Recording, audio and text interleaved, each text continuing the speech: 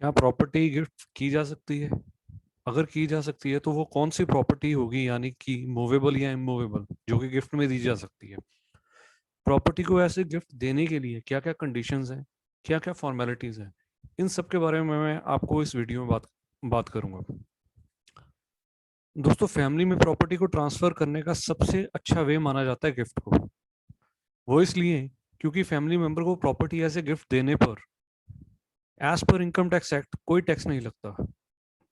अब ये टैक्स क्यों नहीं लगता, उसका रीजन ये है दोस्तों कि फैमिली मेंबर को प्रॉपर्टी एज ए गिफ्ट देने पर किसी भी तरह का कोई कंसिडरेशन इन्वॉल्व नहीं होता। कंसिडरेशन का यहाँ पर मतलब है, ये मीनिंग है समथिंग इन रिटर्न, यानी कि जब भी हम प्रॉपर्टी किसी को ट्रांसफर करते हैं फैमिली में, तो उसमें कुछ कंसिडरेशन इन्वॉल्व ना होने का मतलब ये है कि उसमें कोई पैसा इन्वॉल्व नहीं होता, या कुछ something in return as a kind involve नहीं होता। एग्जाम्पल के तौर पर, जैसे प्रॉपर्टी फादर ने सन को दी है, या प्रॉपर्टी फादर ने डॉटर को दी है, या फिर हस्बैंड ने अपनी वाइफ को दी है, तो इस केसेस में वो उनसे पैसे थोड़ी ना लेगा।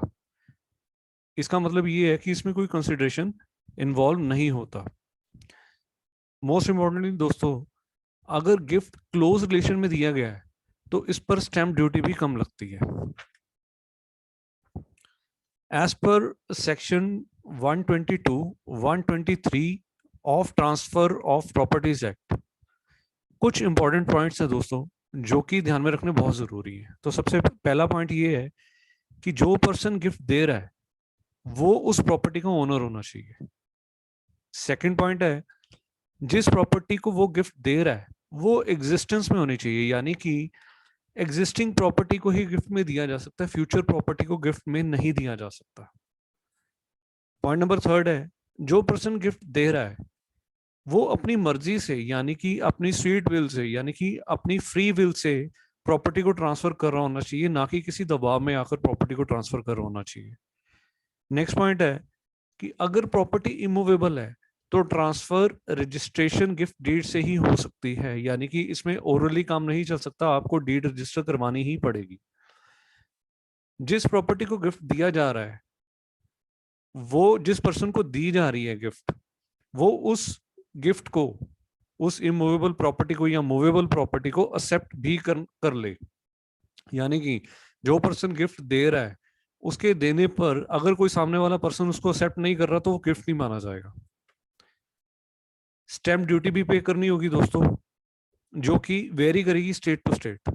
पर हाँ, अगर ब्लड रिलेशन में प्रॉपर्टी ट्रांसफर हो रही है तो स्टैम्प ड्यूटी में कुछ कंसेशन या कुछ रिडक्शन मिल सकती है, बट वो डिपेंड करेगा स्टेट टू स्टेट कितना है और उसमें रिडक्शन कितनी मिलती है।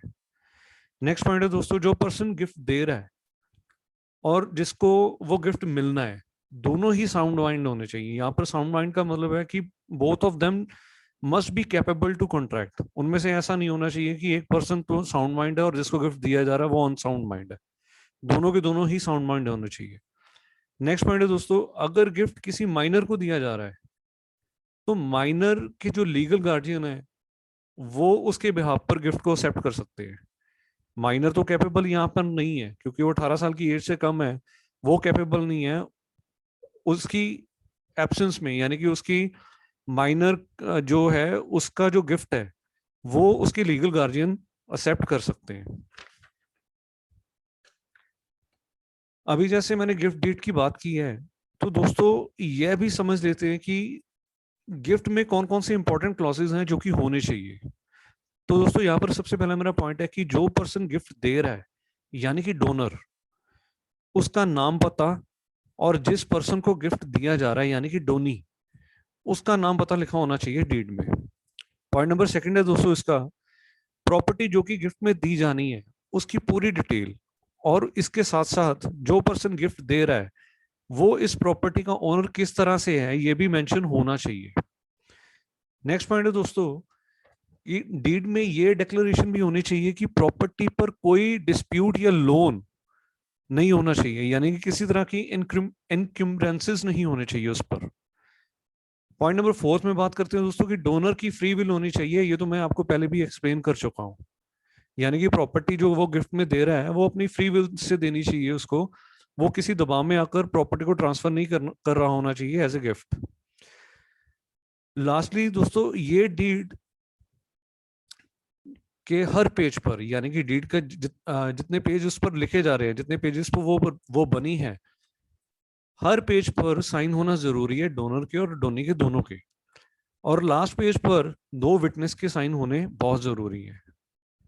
सो गिफ्ट डीड जो है उस पर स्टैम्प ड्यूटी पे करके उसको प्रिंट करवा लेना चाहिए, और प्रिंट करवाकर उसको रजिस्ट्रार या सब रजिस्ट्रार ऑफिस में आपको देना होगा, और उसके वो गिफ्ट डीड आपकी बनकर तैयार हो जाएगी।